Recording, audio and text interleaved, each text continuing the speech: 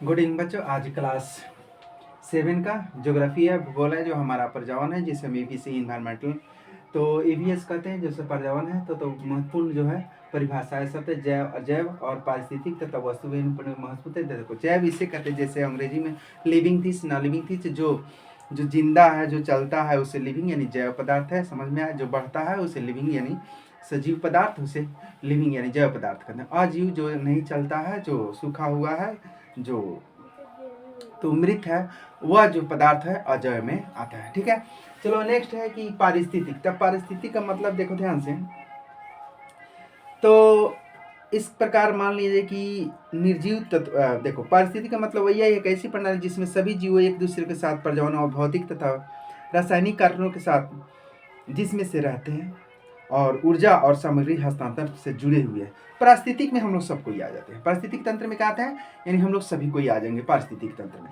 Next है वस्तु विनिमय प्रणाली। वस्तु विनिमय प्रणाली उसे कहते हैं जैसे वस्तु से, जैसे किसी दुकान में देहात में देखा क्या करते हैं, देहात में होता है कि धान चाहे गेहूँ लेकर गए और सामान के बदले सामान, यानी वस्तु के बदले वस्तु लिया, उसी को वस्तु विनिमय प्रणाली करते हैं। मैंने सामान के बदले धान गेहूँ जो भी अपना लेकर गए, मकई लेकर गए, दुकान में लेकर गए, आलू लेना है, प्याज लेना है, धान दिए और वो तौल कर उतना दाम को काट कर उतना सामान दे दिया। ठीक है, उसी को वस्तु विनिमय प्रणाली कहते हैं। नेक्स्ट प्रश्न है, देखो ध्यान से, तो निम्नलिखित प्रश्न परितंत्र। तब परितंत्र में भी हम चारों तरफ आते हैं, पर हमारे चारों तरफ ये परितंत्र ही है। चारों तरफ क्या है, यानी सारे परितंत्र है। जैसे परितंत्र वह तंत्र जिसमें समस्त जीवधारी आपस में एक दूसरे से साथ पर्यावरण उन भौगोलिक और रासायनिक कारकों के साथ परस्पर क्रिया करते हैं, निवास करते हैं। परिस्थिति में चाहे वो जल थल सब में परिस्थिति हो जाएगा परितंत्र। नेक्स्ट दूसरा है देखो दूसरा है प्राकृतिक पर्यावरण से आप क्या समझते हैं। तो प्राकृतिक पर्यावरण देखो वैसे सभी वस्तुएं जो आसपास, देखो प्रकृति से रूप से मूलभूत से, जैसे भूमि, जल, वायु, पेड़ पौधे सम्मिलित हैं, ये प्राकृतिक पर्यावरण। प्राकृतिक पर्यावरण जितने हम लोग देखते हैं आसपास के, जल, भूमि जो भी है, वन, ये सब प्राकृतिक पर्यावरण के रूप में आते हैं। नेक्स्ट तीसरा है, देखो ध्यान से, पर्यावरण के प्रमुख घटक कौन कौन है। हाँ, तो पर्यावरण के प्रमुख घटक ध्यान से सुनो।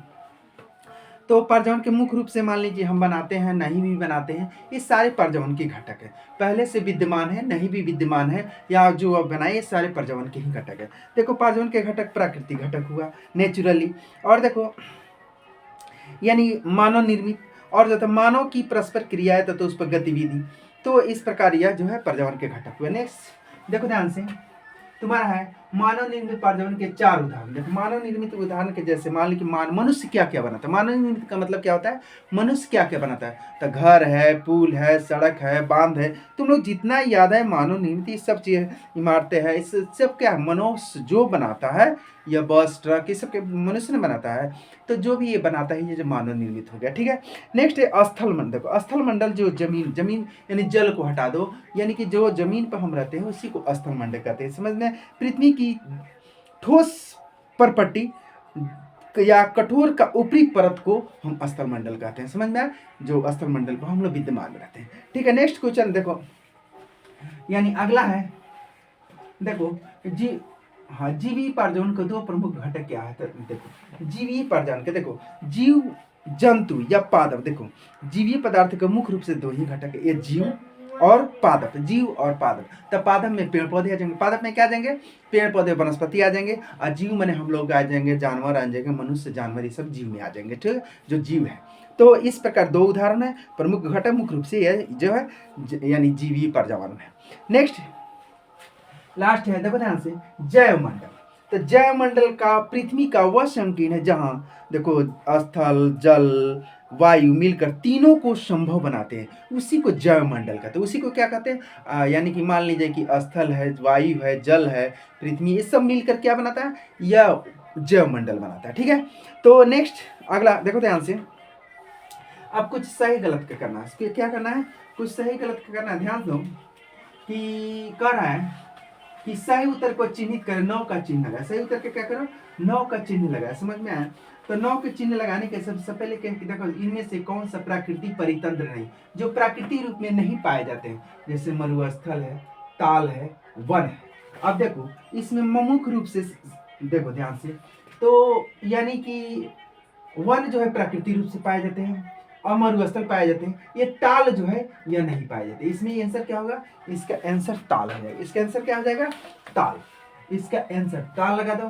ख में है इनमें से कौन सा मानवीय पारजावन का घटक नहीं है। मनुष्य का पारजावन का घटक नहीं है। देखो घटक नहीं है।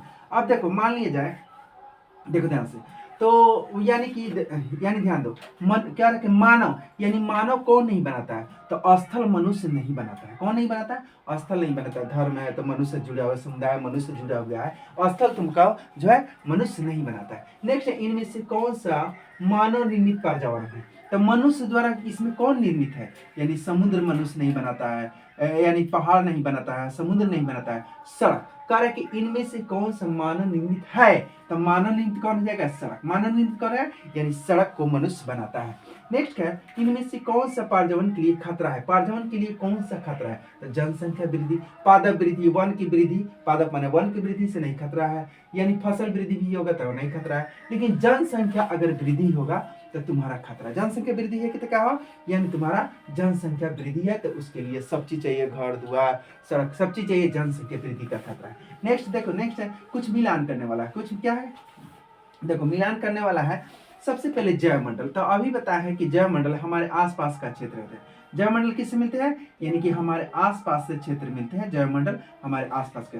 वायुमंडल, तो वायु के पृथ्वी को घेरने वाली वायु के चादर को वायुमंडल कहते हैं। पृथ्वी को घेरने वाली वायु के चादर को वायुमंडल कहते हैं। जलमंडल, तो जलीय क्षेत्र को जलमंडल कहते हैं। जलीय क्षेत्र को क्या कहते हैं? जल। अब पारजावन, तो पारजावन किसे कहते हैं, यानी कि वह संकीर्ण क्षेत्र जहाँ स्थल जल एवं वायु यानी पारस्परिक क्रिया करते हैं, उसी को हम पारजावन कहते हैं। उसी को क्या कहते हैं? पारजावन कहते हैं। समझ में आए? तो इस प्रकार हम मिलान कर सकते हैं, यानी कि देखो ध्यान से, और जल में इसमें मिलेगा और यह तुम्हारा चलाएगा इसमें हमारे आसपास। ठीक है, तो अब नेक्स्ट देखो ध्यान से, अगला सवाल है कि देखो कारण बताना। अगला सवाल क्या है? कारण बता। ध्यान से सुनो, कारण क्या क्या है कि मानव अपने पर्यावरण में परिवर्तन करता है। हाँ, परिवर्तन काट छाट यानी कि जो भी करता है मानव द्वारा बहुत सारे परिवर्तन किए जाते हैं। देखो ध्यान से, मानव द्वारा क्या क्या परिवर्तन किए जाते हैं। मानव अपनी विभिन्न आवश्यकताओं की पूर्ति के लिए पारजावन की यानी परिवर्तन करता है। जैसे उदाहरण के लिए वह भूमि प्राप्त करने के लिए वन साफ करता है ताकि वहाँ खेती कर सके, बसपति यानी बस्तियाँ बसा सके। वह खनन द्वारा की विभिन्न खनिज प्राप्त करता है जिससे वह कई प्रकार से वस्तुएं बनाता है। वह बिजली उत्पादन हेतु बांध भी बनाता है। तो इस प्रकार अनेक प्रकार का जमीन से अंतर मेटल निकालते हैं, जमीन से बांध बांधते हैं, सड़क बनाते हैं। ये सब मनुष्य यानी अपने पर्यावरण को परिवर्तन जंगल को भी काट कर करते हैं। नेक्स्ट लास्ट क्वेश्चन है, देखो पौधे एवं जीव जंतु एक दूसरे को आश्रित। हाँ ठीक है, पौधे एवं जीव जंतु जो भी है कि पौधा है, तो हाँ पौधा अगर नहीं होगा तो जीव जंतु भी नहीं होगा, जीव जंतु भी नहीं हुआ, इसलिए एक दूसरे को परस्पर क्या है, हम लोग आश्रित है। समझ में? पौधे देखो ध्यान से, इसमें क्या लिख रहा है, ध्यान दो। शाकाहारी और मांसाहारी जानवर परोक्ष या अपरोक्ष रूप से भोजन के लिए पेड़ पौधे पर आश्रित है। पेड़ जानवरों को सांस लेने के लिए ऑक्सीजन प्राप्त करता है। वे पर्यावरण को स्वच्छ रखते हैं तथा पर जानवरों को आश्रय प्रदान करते हैं। वहीं दूसरी ओर जानवर कार्बन डाइऑक्साइड प्रदान करता है जिसके द्वारा पेड़ पौधे अपना भोजन तैयार करते हैं।